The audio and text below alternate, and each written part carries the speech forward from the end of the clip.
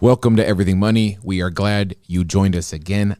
In this video, we will discuss what is inflation, hyperinflation, deflation, stagflation. These terms that might confuse me, they confuse you. I will be bringing your thoughts and questions to a couple of wise men who control $100 million in businesses, stocks, and real estate, and they will tell us the pros and cons of these terms, what they mean, how they affect you moving forward with your money. We will spoil what we have in store with our Everything Money software. We will show you and give you your thoughts of a couple wealthy guys on how they move and maintain money and handle their portfolios. But moving forward, Paul, I definitely get a little confused about inflation, how it works, deflation. All I know is, and I love saying that, all I know is everyone wants to get paid more money and they want things cheaper. So I'm hearing everyone was all in favor of raising the minimum wage.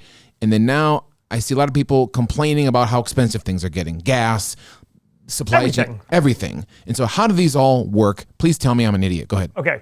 So first off, guys, follow us on Instagram. We have a new Everything Money account, and follow us personally if you want to see more about our personal lives. So guys, inflation has a very negative connotation to it. I do not agree with that. But then again, I don't believe there's a lot of things with a very negative connotation. It's all about how we look at it. So in the last 20 years, inflation's been very low. In the early 80s, our average viewer is 30 to 40 years old. So you guys were born in the 80s. So you don't really remember a time, just like me, I was born in 1981. You don't remember a time when there was high inflation. Okay. Inflation is fought. Inflation is the cost of goods going up, right? What caused that to happen? Raw materials going up and labor prices going up. Demand? Demand, because demand would then, so remember, it's a great point you bring up about demand. If demand increases, more people want a product. More people want a product, the manufacturers of the product have to increase labor. They got to pay more. All these things go together. They demand more product. So when demand increases, prices increase, costs increase, everything goes up. Mm-hmm. When demand decreases, the exact opposite occurs, right? So same with supply. When supply increases, prices go down. Why? Because there's so much of it out there that why would you... Michael Jordan just had his pair of shoes sell for $1.47 million. If there were 10,000 of those pairs, would they have sold for $1.47 million? Not. Of course not. But there was one. That's why the price goes up. So with inflation, it's the cost of everything going up. And we've been very fortunate, in quotes, in the last 20 years to have very low inflation. But why is inflation perceived to be bad? Let's talk to Mo, who's only 33 years old. Mo, why is inflation bad? Why can inflation be bad? Sends costs through the roof. For So you, what does that as the mean? average consumer, everything what you go buy is more expensive. So, for the average consumer, guys, is this going to affect you, Mo? No, Is it going to affect me? no, Is it going to affect Seth? probably not. No, Seth represents you, but it's not about us. It's about the average family who makes $40,000, $50,000, $60,000 a year as a household that has to buy a gallon of milk for $4. I see what you mean, because at a certain income level, like these small changes don't affect you that much. I could care less what gas costs or... I don't ever go to the pump and go, oh my God, gas is $3.79 a gallon. I just go, okay, it's $3.79. I just got to pay. I don't even look at the gas price Right, anymore. and we're very fortunate in that. Correct. These have very important impacts on average, everyday people's lives. That's true. Now, one of the benefits of inflation, guys, is 60-some% of this country owns a home. Why is that a benefit with inflation? Because as inflation goes up, your house price goes up. And not only that, when you have a mortgage, your mortgage stays the same no matter if prices go up or down. So as prices go up, your income goes up, but your mortgage stays the same. And you're still paying that same interest rate that you locked in at. You're paying that same mortgage Rate, yes. So if your mortgage is $1,000 a month and your income was $4,000 when you got it a month, now your income, because of inflation over a 5-year period, goes to $6,000 a month. Where's your mortgage? You went from paying 25% of your income to your mortgage to now 16.6% of your income. That seems like a pretty good, and because the costs of building have gone up because of labor prices and costs of goods, like lumber and copper and stuff like that, your home price has also gone up in value. So there are benefits to inflation. Now, what are the scary words? What's hyperinflation? Sounds even scarier than inflation. Hyperinflation is very high rates of inflation that continue to go up and up and up. In the late 70s and early 80s, we had hyperinflation. Actually, we also had a lot of stagflation, which we'll get to in a few seconds. But hyperinflation is in 2008, we had 10% inflation for a short period of time. Because remember what happened to gas prices?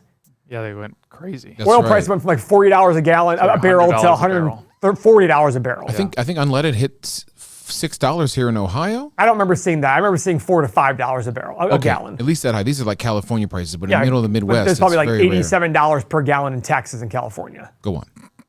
Dab. So with hyperinflation, how do you fight hyperinflation? How do you fight any inflation, guys? You tell me, Increase because the this all. interest rates. What was that? Increase interest rates. Why? Okay, you increase interest rates. Why is that, Mo? Well, you tell me. I gotta tell you now. Yeah. So guys, You explain things so much more eloquently. Is that not right, Seth? If prices are increasing a lot, Why are we even here, Mo? You're Yeah. right. because you guys are the pretty boys and the hosts. So Thank you. although I'm looking svelte as we always Well, he say. was talking about me about Pretty Boy, Mo. I don't know why you're thanking him. Go ahead, Mo. So as prices are increasing, as the economy is churning and growing like crazy, how do you control that? You increase interest rates. This is like the Fed increasing it? Is this Correct. Okay. Yes. Interest rates are basically the cost of money. It costs more to borrow. So if you have to increase interest rates, it's costing more to borrow, to grow your business, to do other things. So guess what you're going to do? You're going to do Or less less. of it. Yeah. So it causes So small businesses aren't going to take loans to make a new credit lines branch. cost more money. Homes don't get expanded on Yeah. because Even big businesses won't borrow as much. yeah, because a big business that has $10 billion in debt, all of a sudden their interest rates go from 3 to 5%. That's 2%. That's a $200 million difference per year in profit. They're less likely to do more. Think about it this way: if interest rates were 0%, how much more would you pay for your house? Oh, yeah. I mean, it'd be awesome. A lot. Yeah, your payment of $1,000 might go down to $350. Yeah. And yeah, because it's all principal. Yeah, exactly. You'd be like, oh, I'll pay triple. I can afford to pay triple the price for my house now because the mortgage payment's exactly the same. So if interest rates tripled and you went from 3% interest, let's say you had a house, and let's say you had a loan for $100,000. Interest rate of 3% versus 6%. $3,000 a year versus $6,000 a year. Now, if you're a family that makes $50,000 a year, that $3,000 difference is a huge difference. Huge difference. Even a guy like me who has plenty of money, I'm gonna make different decisions at 3% versus 6%. And I don't need to worry about it as much. But when I'm having real estate deals out there, I'm less likely to put more money in my properties if interest rates are higher. I'll be like, well, listen, I gotta pay the interest rates on the loan. I can't go put more money into the property. So that causes a slowdown in hiring, because now less people are hiring. Now with less people hiring, because less contracts are working, less income's being earned. Less income being earned means less products are being bought. That's how they slow the economy down. The exact opposite occurs when there's low inflation like we had the last 20 years. You decrease interest rates to cause more building, more buying, and then inflation starts to increase. And now we're starting to experience that more. We put a lot of money in people's hands. That got them to spend more money, buy more stuff. They need to hire more people. When those businesses hire more people, those people have more money. They're buying more stuff. It's a very good snowball. So the last few years have been deflation? No, not deflation. So what is deflation, Seth? If inflation is product costs going up, what's deflation? Well, obviously product costs going down. Now, why is that bad? We sit there and go, well, wait a second. If costs going up is bad, wouldn't deflation be good? I don't know. Here's the problem. Let me ask you a question. If you knew that every single time you bought something, you could just wait a little bit longer and get it cheaper, how active are you going to be about buying today? I see. You're going to buy when you need something. Yeah. You're not going to buy. So that causes the economy to really shrink. We had that in the Great Depression. We had deflation. We had costs going down because people had no money, and then all of a sudden they're like, well, wait a second, costs are going to decrease. I might as well just wait. You're only going to buy when you need something. Look at computers. Look at cars. We hold off these big purchases because why? In computers, for example, it's deflationary. Cost of, I remember when I was in high school, a good computer, a decent computer was $2,000. Now, you can get the bee's knees computer for $2,000, like not even close. A good computer in 1997, 1998 was $2,000. Now, an amazing computer is $2,000, right? So that's the point of deflation. That's why deflation's hard, because it makes people push off their buying. Because, hey, if I just wait 2 more months, it'll be cheaper. I didn't buy it right now. I'll just wait 2 more months. That's when I'll buy it. But with inflation, there's like, hey, listen, if I wait, a lot of people are doing that now. Housing prices go up. Well, if I buy now, I'm going to save money because in 6 months it's going to be, you see housing prices went up 19.7% from a year ago? Yeah.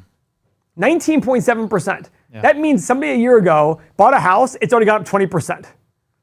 So that's the issue with deflation. It gets people to put off more and more regular, not just homes, regular purchases, especially homes. Think about a home. If I sit there and go, oh, my house is 100,000, but we have deflation, if I wait a year, it might be 95,000. Well, I don't need a house right now. Okay, I'll just wait. How does the normal Joe currently, Joe or Joanne, I mean, currently know what we're in and what we're experiencing? It's hard for a lot of people to know what we're in. I don't think we're in hyperinflation. I think we're in regular inflation right now. Let's talk about one more. Stagflation. Yeah. Now, what's stagflation? Stagflation is awful. It's when you have inflation during a recession. So you have costs increasing during a bad economic time. Uh-oh. That's the worst thing that could happen to you. Because as an average person, you might be losing your job and seeing your costs go up. You might be worried about your job and your income might be staying the same because your boss might say, hey, listen, I either lay you off or you guys stay the same pay. Which you're gonna pick? You're gonna pick the same pay. But then you go out the door and gas is now $4 a gallon versus $3 a gallon. Mm-hmm. That's the worst. Your gallon of milk is $4 versus $3. That's the worst.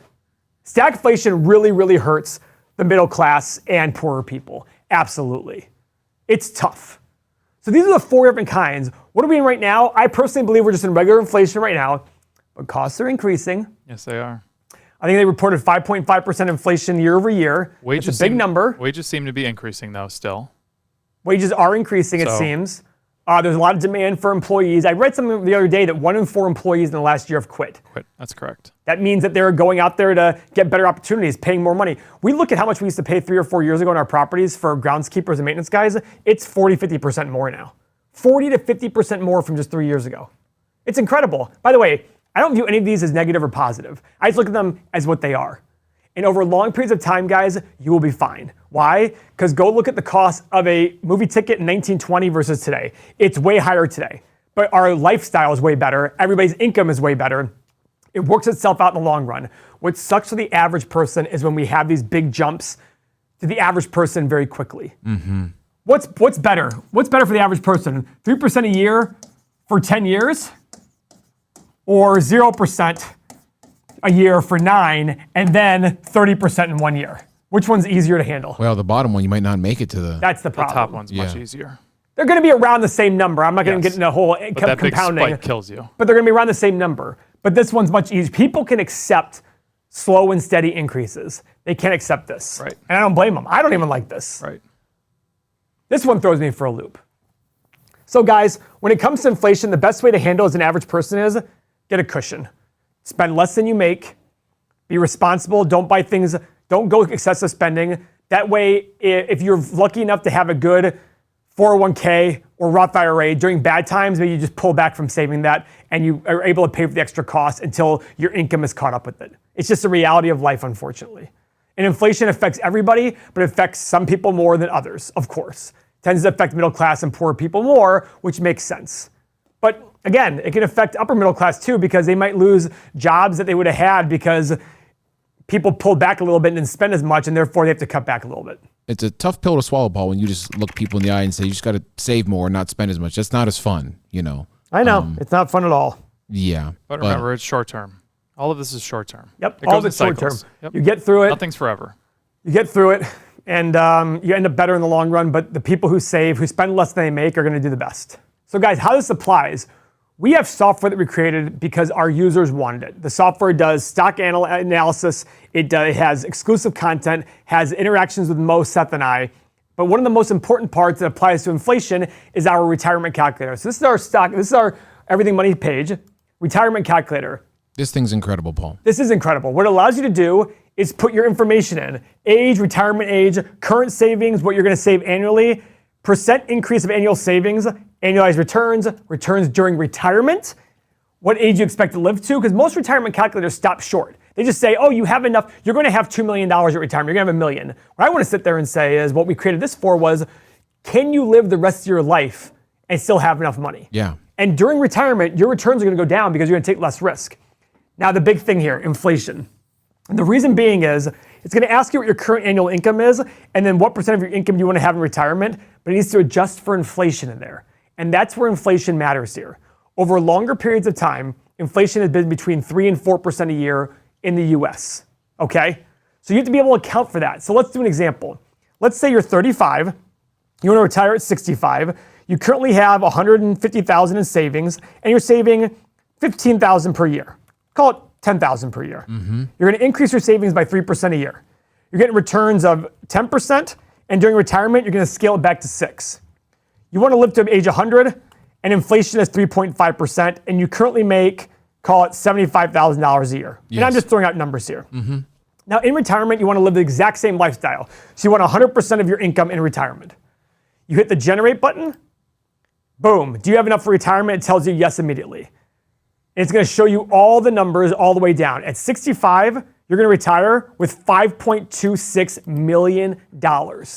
And when you die at age 100, you're going to have $2.5 million because you're going to be withdrawing. And here's the inflation part. Your 75 grand a year actually is $218,000 at the age of 65. And that's where inflation matters. Now let's go change our inflation number. Let's say it goes crazy to 5%.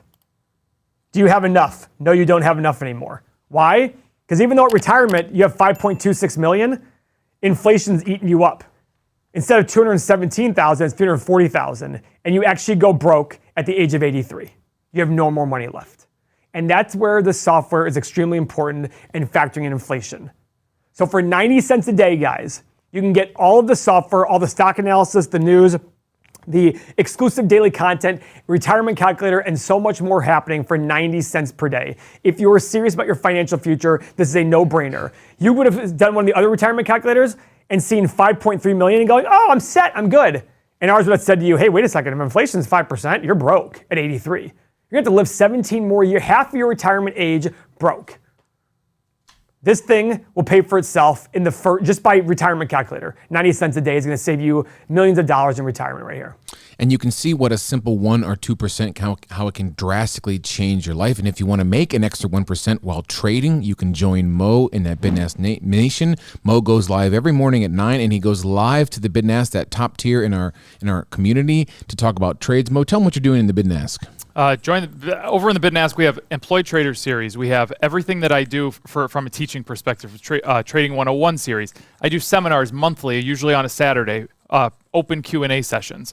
I put my trades in there, my watch list. It's a great little community of 900 people. I say little, 900 people. And for $1.50 more, you can jump into that. You get all the software that Paul just talked about, plus you get exclusive access to me. I'm in the Discord.